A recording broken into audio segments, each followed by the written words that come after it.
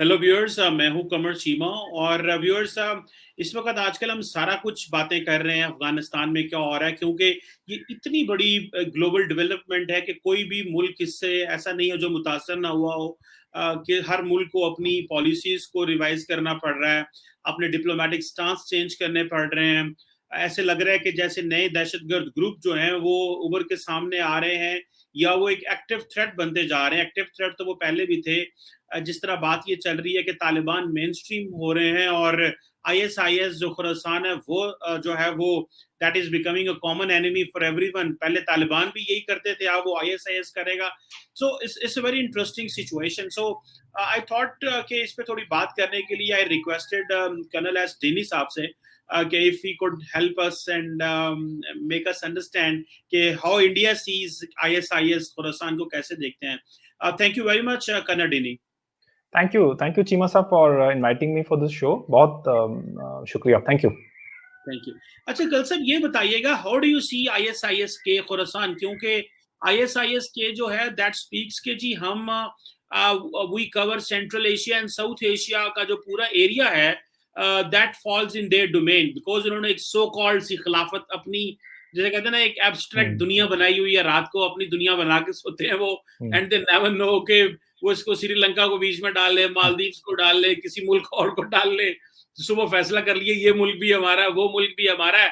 But obviously, those sovereign nations, which have a control, obviously, they're really annoyed with all that ISIS is doing. What is an Indian perspective on ISIS-K, and how do you feel that India को क्या threat है, looking your own environment, जो खास करके आपको याद हो श्रीलंका में धमाके हुए थे, and there have been even कि US State Department की report भी थी that there is a sizable presence of ISIS-K in India as well. So how do you see that, sir? Cheema साहब, you know, as you rightly mention, जैसे आपने शुरुआत में बताया था कि ये एक इवॉल्विंग सिचुएशन है। रोज कोई ना कोई नया एक्टर इसमें आता है, रोज कोई नया बम फट रहे हैं, कुछ ना कुछ नया होते जा रहा है। तो it's a very very dynamic situation. सबसे पहली बात तो ये है कि अभी हम उस सिचुएशन में नहीं है कि हम बिल्कुल एक्यूरेटली बता सकें एग्जैक्टली क्या होने वाला है, बट फिर भी we generally know the pattern की कैसा है। As far as ISKP is concern, या ICIS जो आप बोल रहे हैं, उसमें जो हमारा मतलब जो हम लोग ने जो इंडियन जो पर्सपेक्टिव, मैं अपना पर्सपेक्टिव के तौर पे बताना चाहूंगा कि हम जब उसको देखते हैं कि we don't consider ISKP as a big player. क्योंकि आप देखिए ISKP का प्रोमिनेंस अभी ये जो बॉम्ब ब्लास्ट हुआ है उसके बाद ही हुआ है। इस पूरे साल में उन्होंने सिर्फ 3 ही बार अटैक किए हैं, 3 टेरर स्ट्राइक्स किए। सबसे पहले तो उन्होंने जलालाबाद में जो 3 महिला जो जर्नलिस्ट थे, 3 जर्नलिस्ट, उनको उन्होंने किल किया था। दूसरा काबुल में जो शिया एक दरगाह दैट मॉस्क था, उसमें उन्होंने किया। थर्ड जो अटैक ये है। पिछले साल 2020 में उन्होंने सिर्फ 7 attacks किए हैं। But when you and I know that each attack is an important it's a big thing, but I'm just giving the numbers. अगर हम सिर्फ नंबर्स के हिसाब से देखो तो ISKP was down and out, मतलब उनको ज्यादा कोई चल नहीं रहा था। लेकिन जब तालिबान को मेन स्ट्रीम करना था, तो मैं पहले भी लोगों को बता रहा था कि अगर आपको एक को मेन स्ट्रीम करना है तो किसी ना किसी को आपको खराब दिखाना पड़ेगा, किसी ना किसी को एक विलन करना पड़ेगा। खास तौर पे जैसे यूएस के लिए ये सबसे ज्यादा प्रॉब्लम यूएस के लिए, क्योंकि उनका जो छवि है, उनका जो इमेज है, जिस हालात में वो अफगानिस्तान से जा रहे हैं, वो पूरी सब दुनिया पता है कि वहां से हार के गया है। ये एक परसेप्शन है जो उनके खुद के सोल्जर्स भी बोल रहे हैं। तो उसके लिए how do they find now, and वो बात कर रहे हैं तालिबान से।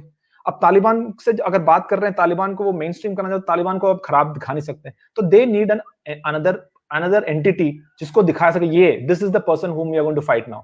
तो ISKP becomes an ideal candidate.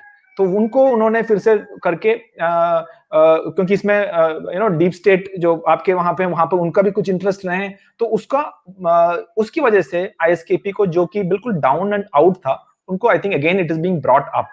End of course मुझे ये भी पता है कि ISKP और तालिबान के बीच में भी कोई ऐसा नहीं है कि रास्ता बहुत अच्छा हो, कहीं कुछ मसले उनके भी हैं, मैं ये भी जानता हूं। लेकिन उतना नहीं था कि जितना तालिबान जितना उनको प्रॉब्लम हो। और ये भी मुझे मालूम है कई बार ISKP और तालिबान मिलके भी उन्होंने लड़ाई की है, ये भी है। तो जहां तक भारत का सवाल है, ISKP एक नॉन एंटिटी टाइप था, लेकिन अभी तालिबान को व्हाइट वॉश करने के चक्कर में मुझे लगता है कि कहीं ना कहीं उनको ज्यादा भाव दिया जा रहा है, ज्यादा उनको हाईलाइट किया जा रहा है, और ये सब ऑर्गेनाइजेशन, जो टेरर ऑर्गेनाइजेशन है, वो लाइमलाइट पे ही जिंदा रहते हैं, जहां उनको ज्यादा, जितना ज्यादा लाइमलाइट मिलता है उतना ज्यादा प्रोपेगेंडा होता है, उतना ज्यादा सोशल मीडिया पे उनका वो होता है।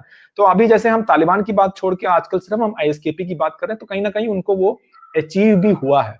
तो जहां तक इंडिया का मसला है, इंडिया का डायरेक्ट लिंक आईएसकेपी के साथ नहीं है, लेकिन जैसे आपने जो इशारा दिया था, कई प्रोविंस हैं जो वो बोलते हैं कि वो भी उनके पार्ट में है।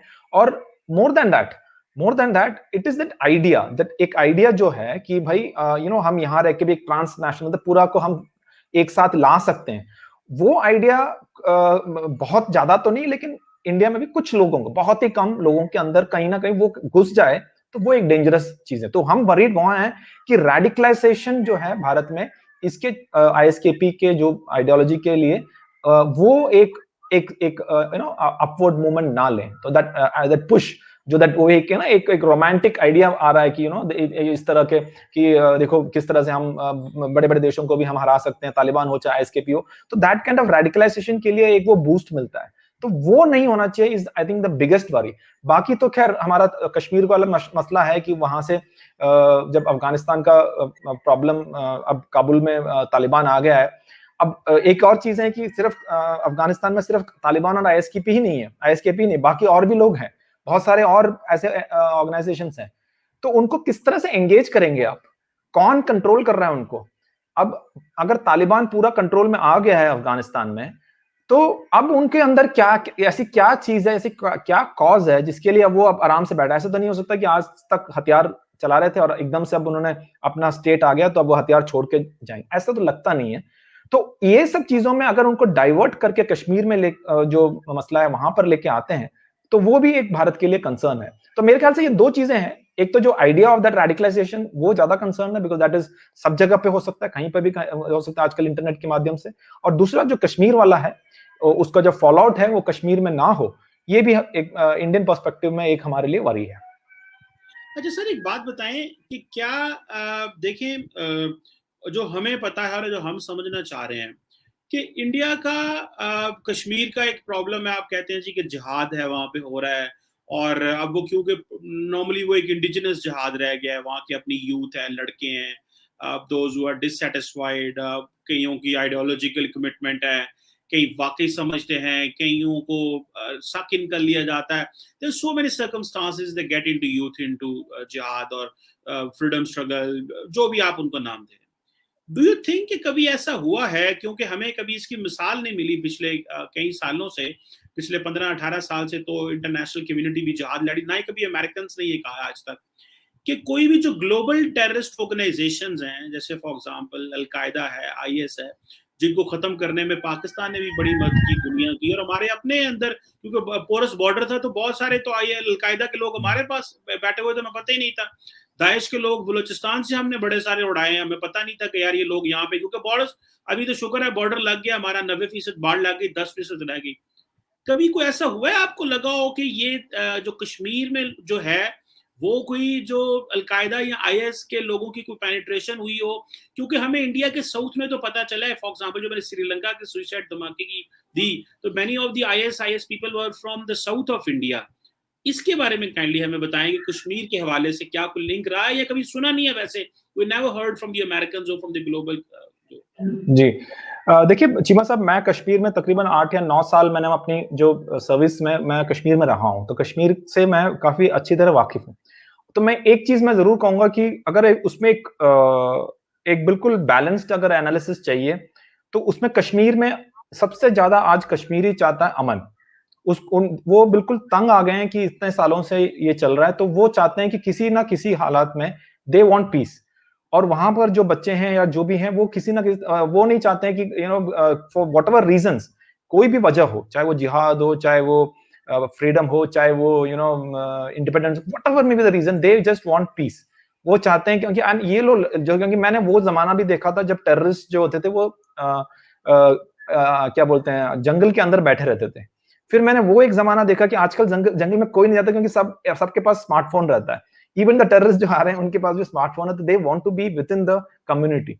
तो वो चेंज है, तो people are getting used to good things in life. तो मैं ये कहना चाह रहा हूं कि आजकल that is a big change, that's a big change which is happening in Kashmir, that people are looking for peace, and peace in the best interest of their own Kashmiri. So that is what, and I think वो सबसे बड़ी चीज है. अब जहां तक of course there are elements जो जिहादी एलिमेंट्स है, वो भी है. मैं ये नहीं बोल रहा कि वहां पर जिहादी एलिमेंट्स नहीं है, मैं ये नहीं बोल रहा वहां पर सेपरेटिज्म वाला नहीं है, वो भी है. That also is there, but this is a fact that the majority of the people want peace. And that is, उसके कारण क्या हो रहा है कि ये जो ग्लोबल जितने भी प्रॉब्लम है ग्लोबल, जैसे आपका जो क्वेश्चन भी वही था कि ग्लोबल रिलेटेड आईएसआईएस हो, अलकायदा हो, वहां पर कभी भी एक बहुत बड़ा इंपैक्ट कभी नहीं बना पाए. हाँ, ये खबर कभी कोई आ जाता है कि ना उनका कोई पैम्फलेट आ गया या उनके कोई बैनर फ्लैग पकड़ लिया, उसके अलावा कभी भी एक एक मास मूवमेंट जैसे अफगानिस्तान में हुआ था, उस तरह की चीज कभी भी कश्मीर के अंदर नहीं हो पाया, कभी नहीं आया, not to my knowledge also, and मैंने कभी देखा भी नहीं है. ऑफ कोर्स मैंने फॉरेन टेररिस्ट को ऑपरेट करते हुए देखा है, वो टेररिस्ट अफगानिस्तान के हो, चाहे वो पाकिस्तान से आए पे हो, चाहे वो कहीं और से भी आए हो, लेकिन वो है. बट अलकायदा, आईएसआईएस, ये इस तरह के लोग वहां पर नहीं पहुंच पाए, या पहुंचे हो या देखो नॉट अपने आप को एस्टैब्लिश, अगर कोशिश भी की हो तो एस्टैब्लिश नहीं कर पाए. उसका कारण मैं जो बताऊं, उसका कारण ये भी है कि वहां के लोग जो हैं वो पीस चाहते हैं, और उन्होंने वो देख रहे हैं कि किस तरह से हालात जो हैं, ये अगर इस तरह के जो टेररिस्ट ऑर्गेनाइजेशन में लगेंगे तो हो सकता है उनका ये भी मानना है शायद उनका कॉज का प्रॉब्लम होगा, हो सकता है दे वांट जस्ट पीस.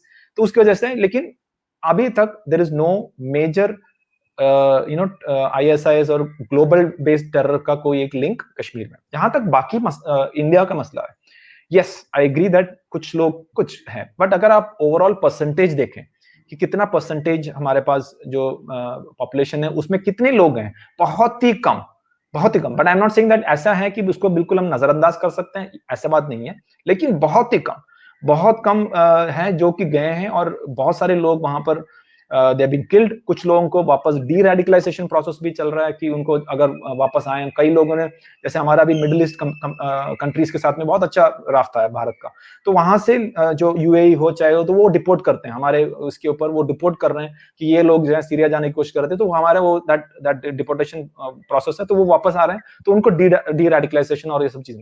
तो मैं ये मानता हूँ कि केसेस हैं, जबकि आईएसआईएस और अलकायदा के लिए लोग गए हैं, बट बहुत ही कम. When you look at the overall the kind of population जितना हमारा है, उसमें देखा तो ये it's almost negligible, but yet it can't be neglected. Exactly.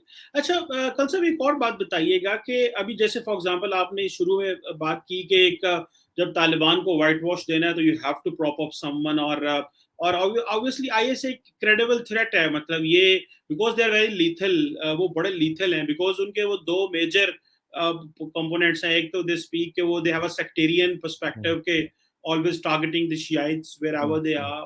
Secondly, they target the imperial powers और उनके जो allies हैं, वो अफगान हुकूमत हो, पाकिस्तान हो, कोई भी हो, वो तो उनको एक अपना उन्होंने रखा हुआ. लेकिन ये दो उनके मेजर आइडियाज हैं.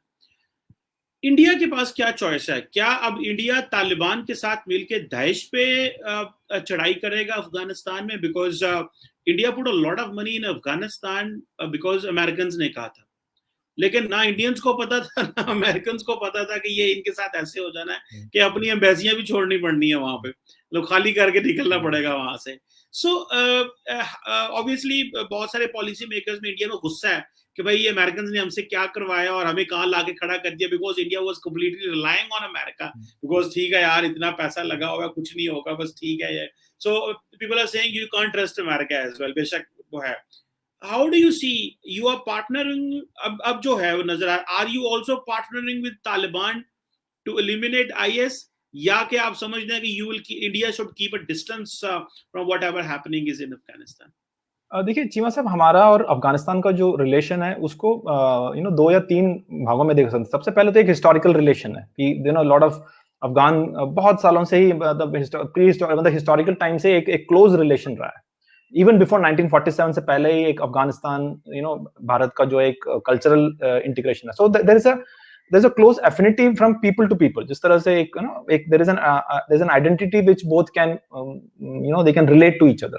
वो सबसे पहली बात है.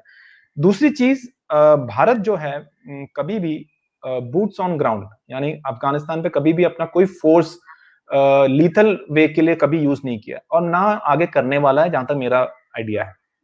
क्योंकि जैसे श्रीलंका में हम लोग जो गए थे, we did not do well, हम लोग वहां पर अपने लेसन हमने we drew our lesson there. तो ये हमारा एक पॉलिसी है कि we should not go and interfere in other people's thing, you know, unless there is a humanitarian crisis, बहुत बड़ा एक ह्यूमैनिटेरियन क्राइसिस है, तब जाके we can go, otherwise there is no required. तो अफगानिस्तान जहां तक है, वी विल नॉट, हम लोग जो अपना जो बूट्स ऑन ग्राउंड या जो बोलते हैं ना, जिस तरह से अमेरिका ने या नाटो ने या सभी लोग जो आए हैं, उस तरह से मुझे नहीं लगता भारत करेगा, ना किया है ना करेगा। तो भारत का जो फोकस था वो अफगान पीपल पे था। मुझे मालूम है ये क्रिटिसिज्म है बहुत सारे लोगों में, इंडिया ने इंडिविजुअल पे कॉन्सेंट्रेट किया, लेकिन मतलब जो प्रेसिडेंट ऑफ अफगान या जो भी था उस टाइम पे, उन पे ज्यादा पैसे लगाए, बट बाकियों का नहीं। मुझे मैं लगता है थोड़ा सा इसमें हमें सोचने की जरूरत है कि भारत ने जो अफगान पीपल है उनके ऊपर काफी पैसे लगाए, इन द सेंस कि चाहे हॉस्पिटल्स हो, चाहे रोड्स हो, चाहे पार्लियामेंट हो, चाहे डैम हो, बाकी सब चीजों में। तो इसी की वजह से भारत का अफगान पीपल के अंदर में एक बहुत अच्छा नाम है, एक अच्छा रेस्पेक्ट है। वो अगर रेस्पेक्ट कभी भी भारत नहीं चाहता कि अपना फोर्स को वहां भेज के उसको वो खराब करें। तो क्योंकि आज भी अगर आप देखें तो तालिबान ने भी बोला है कि भाई हम भी भारत के साथ एक अच्छा रिलेशन रखना चाहते हैं, लेकिन अभी तक भारत ने कुछ बोला नहीं है। लेकिन वो भी बोल, क्योंकि वो भी वहां के अफगान को पता है कि भारत जो है वो कभी भी किसी के साइड लेके किसी के साथ, अभी जैसे अफगान गवर्नमेंट को हम सपोर्ट करते थे, लेकिन कभी भी हमने अफगान गवर्नमेंट के साथ खड़े होकर तालिबान के साथ लड़ाई नहीं किया। हमने ट्रेनिंग दी है, ट्रेनिंग करते हैं, मतलब चाहे सिविल सर्वेंट्स हो, चाहे आर्मी ऑफिसर्स हो, चाहे बाकी उसी आर्मी ऑफिसर्स में एक अभी तालिबान में भी है जो इंडियन मिलिट्री एकेडमी से पास आउट हुआ है, तो वो दोनों तरफ है। तो ये है कि भारत का हमेशा फोकस अफगानियां ही रहा है, वो ये मैं कहना चाहूंगा। और साथ में मुझे नहीं लगता कि भारत जो है तालिबान के साथ जाके दाइश के अगेंस्ट एक कारगर ऑपरेशंस या उस तरह की चीजें मुझे नहीं लगता कि होगा। और जहां तक अमेरिका का सवाल है, जब आप देखिए विश्व का सबसे पावरफुल कंट्री का प्रेसिडेंट बोलते हैं या इंटेलिजेंस एजेंसीज बोलते हैं कि भाई 6 महीने तक तो काबुल का कैप्चर नहीं होगा, फिर उन्होंने बोला कि 90 दिन तक तो कैप्चर नहीं होगा, और सिर्फ उनकी जो उनका जो कैलकुलेशन एरर जो है वो 87 डेज में, बिल्कुल 3 दिन के अंदर ही काबुल कैप्चर हो गया। तो जब इतना बड़ा इंटेलिजेंस एजेंसीज का फेल हो सकता है, तो ऐसा नहीं है कि भारत ने we were not totally unaware, हमें पता था कि कुछ गड़बड़ हो रहा है उधर, बट ये इतना जल्दी होगा, ये मैं बिल्कुल आपसे सहमत हूं कि शायद हमें भी नहीं पता था कि इतना जल्दी चेंज होगा। और जहां तक तालिबान के साथ संबंध बना रहने की बात है या रिलेशनशिप्स की बात है, वो मेरे ख्याल से आगे आने वाला टाइम ही बताएगा, क्योंकि एज कई बार इंडिया ने एक प्रिंसिपल स्टैंड लिया है that we will not talk to terrorist organizations या बाकी, लेकिन at times हमने एक रियलिस्ट जो बोलते हैं वो भी एक स्टैंड लिया, चाहे वो बर्मा में हो, चाहे जहां पर कू हो, मतलब जो गवर्नमेंट ऑफ द डे है, अगर वो चाहे वो ऑर्गेनाइजेशंस हो, चाहे वो मिलिट्री कू हो, तो ये सब जो पब्लिक, जो आम आदमियों के जो उनकी जो इच्छा के अगेंस्ट है, या उनके जो व्हाट द पीपल वांट उसके अगेंस्ट आया है, तो फिर भी गवर्नमेंट ने कई बार बात की, इंक्लूडिंग पाकिस्तान में जब जनरल परवेज मुशर्रफ ने जब टेक ओवर किया था, तब भी there was why should we talk to him and all, but then afterwards we got talking, हम लोगों ने बात किया भी है उनसे, और आगे बात आ गई। तो आने वाले टाइम पे कितना हद तक भारत तालिबान के साथ एंगेज करेगा, वो आने वाला टाइम ही बताएगा। ऑल्सो वो ये भी डिपेंड करता है कि तालिबान किस तरह के स्टैंड करते हैं। अभी तक उन्होंने बिल्कुल सही स्क्रिप्ट के मुताबिक सब कुछ सही बोल रहे हैं, सही कर रहे हैं, लेकिन आने वाले टाइम पे किस तरह से वो करेंगे। और लेकिन मेरा ये मानना है कि भारत को कुछ ना कुछ अपना इंटरेस्ट और इन्फ्लुएंस अफगानिस्तान में बनाए रखने के लिए, चाहे तो कोई ना कोई एक बैकडोर चैनल हो, चाहे एक मीडियम ऑफ एंगेजमेंट तालिबान के साथ में होना चाहिए, इज माई ओन व्यू, कि ऐसा नहीं है कि कंप्लीटली बंद, कुछ ना कुछ एक ताल्लुकात मेरे ख्याल से जो है ऑलरेडी, बट उसको वो बना रखेंगे, और उसको कितना ऑफिशियल करेंगे ये आने वाले टाइम पे ही बता पाएंगे। आखिरी सर छोटा सा सवाल है, as a soldier and looking all this environment, do you think and do you foresee के India will be training Taliban to fight IS? No. As a military person, my answer is no. I don't see India training Taliban to fight against IS. The reason, as I said, because बहुत सारे चीजों का decision एक public opinion के ऊपर भी बनता है, पब्लिक ओपिनियन के बनता है। तो वो जैसे फॉर एग्जांपल मैं इसलिए जैसे अफगान नेशनल आर्मी को जब ट्रेन कर रहे थे, तो भारत में एक गुडविल है अफगानियों के लिए, तो उसकी वजह से एक we train them, and even उनको ब्यूरोक्रेट्स को भी हम ट्रेन करते हैं, उनको डॉक्टर्स को भी ट्रेन करते हैं, इंजीनियर्स को भी ट्रेन करते हैं, बट तालिबान का जो चीज है उसमें बहुत there is the public opinion जो है, मुझे नहीं लगता इतना फेवरेबल है एज ऑफ नाउ।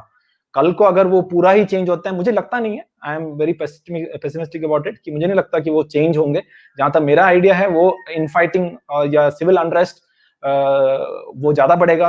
मतलब आप, मुझे मालूम है कि आपके भी थॉट्स वही हैं कि भाई पाकिस्तान को भी उससे दूर रहना चाहिए, कि जितना उनको अपने आप संभालने के लिए छोड़ना चाहिए। वो भी मेरा भी मानना है कि उनको अपने आप संभालने के लिए छोड़ना चाहिए। कितना अपने आप को संभालते हैं वो उनकी बात है, लेकिन मुझे नहीं लगता कि भारत जो है तालिबान को ट्रेन करेगा आईएसकेपी को करने के लिए। I don't think that will happen. May be, I don't know क्या होगा, लेकिन मुझे लगता है कि अगर अफगान तालिबान जो अफगान आर्मी बन गए तो फिर तो आपको वो अभी वक्त की बात है कि कैसे किस तरह से क्या क्या चेंज होगा, role changes and all. But as of now, जैसे हम जिस तरह जिस टाइम पे हम अभी हैं, इस टाइम पे तो नहीं लगता है ऐसी चीजें हैं, बट आने वाले टाइम पे ऊपर वाला जानता है किस तरह से होगा। चले चले, thank you very much colonel Denisov thank for giving us time and you. enlightening us about that how India sees ISIS-K और इन जो बड़ी अल-कायदा वगैरह को। थैंक यू सर, बहुत शुक्रिया। थैंक यू चीमा साहब, thank you for inviting me. Thank you once again, thank you.